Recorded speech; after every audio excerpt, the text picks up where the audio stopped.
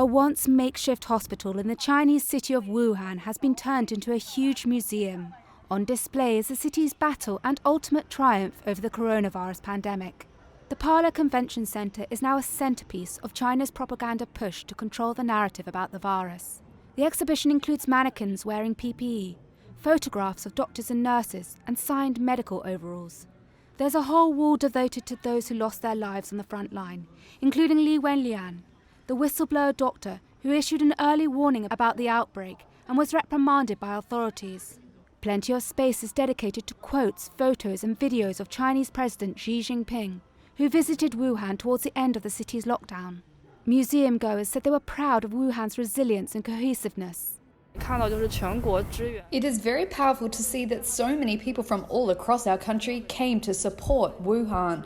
This sort of unity, especially when I was studying abroad, it's hard to see this kind of cohesiveness exist in other countries. This is something very different. I think the people of Wuhan have been through a lot, and they really are amazing. They sacrificed their freedoms during Wuhan's lockdown. They contributed a lot to China's fight against the pandemic. Wuhan is believed to be where the pandemic began. In December 2019, the first cases of COVID-19 were detected there. And a month later, the city of 11 million people was locked down in an effort to stem the spread of the disease.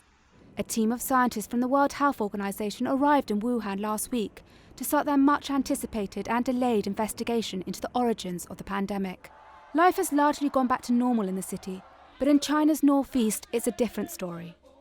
Tens of millions of people have been put under a new lockdown as the region battles its worst wave of new infections since March 2020. Worldwide, more than 2 million people have now died from the disease.